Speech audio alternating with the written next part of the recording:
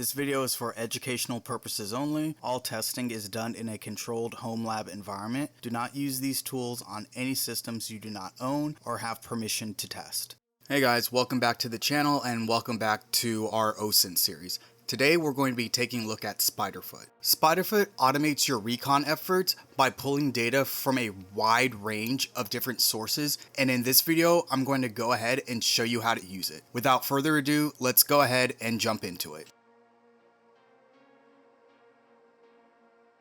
Like always, we're going to take a look at the documentation page. I want to point out a few things first. First are the commands needed to install SpiderFoot. Secondly, remember when I said that SpiderFoot pulls data from many different sources? This section right here shows you a list of all the different sources that SpiderFoot can use. Because of all the sources SpiderFoot pulls from, it's able to paint a very clear recon picture for you. We're going to enter the following commands right here to download SpiderFoot, install it, and then cd into its directory so we can continue the setup process. In order for SpiderFoot to work correctly, we're going to need to set it up in a virtual environment. And I'll put the commands here on screen. To confirm that we're inside that virtual environment, you'll notice the VENV indicator in your terminal. We'll also need to modify the requirements.txt file for LXML and PyYAML. We're gonna need to remove the version numbers that they're asking for. What happens is, if we just leave it as is, we're gonna run into a whole bunch of errors and SpiderFoot will not install properly. Shout out to the YouTuber HackerForce. I learned this fix from his channel. I'll leave a link to his channel down below, so definitely go check him out, show him some love. Now that we've fixed the requirements file, we're ready to install SpiderFoot. We'll enter the following commands to install the required dependencies.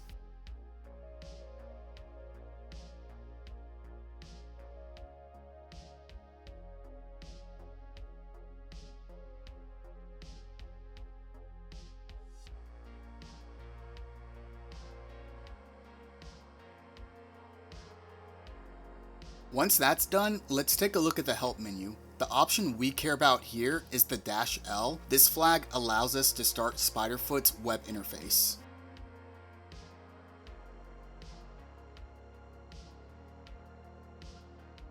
Using the following command, we can launch the SpiderFoot web GUI. To access it, all we need to do is open up a browser, type in our loopback address, followed by port 5001.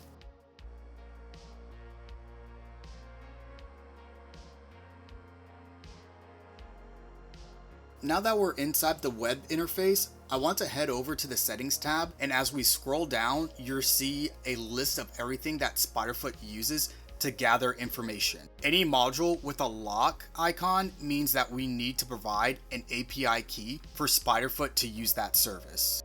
Let's use VirusTotal as an example. This part's pretty simple. All we need to do is go to our VirusTotal settings, grab our API key, paste it into SpiderFoot, and then save the changes, and we're good to go.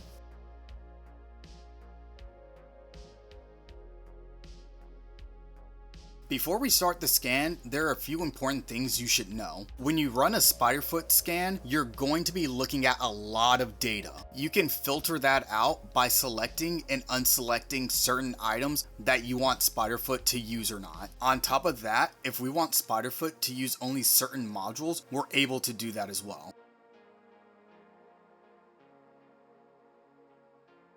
Finally, we need to choose what type of scan we want to perform. Let's go ahead and run a scan, and we'll name this scan test.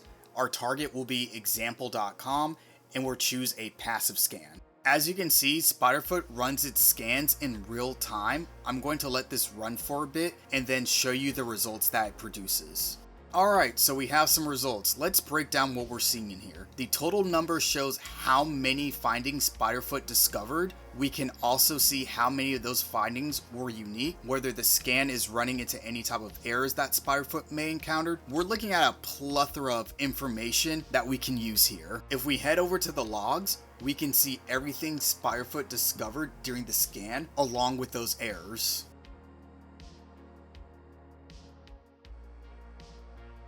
We can also break down the results by module. For example, we can see what exactly virus total returned. A lot of the more useful information can be found in the browse section. This is where you can see all the results gathered by the different services that SpiderFoot used, things like DNS records and other relatable data.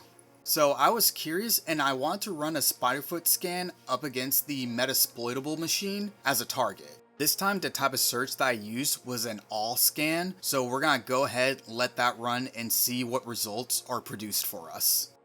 Looking at the results, we can see there's a lot of data to go through. One really cool feature about SpiderFoot is the graph view. Looking at the graph view for Metasploitable, we can see it's pretty simple, nothing too crazy. But if we look at the graph view for example.com, you can see that there's a lot more stuff here, very busy, very complex, a lot of data we can use. I want you guys to take some time, play around with SpiderFoot yourself. Let me know in the comments what you think. And like always, thanks for sticking with me, and I'll see you on the next one.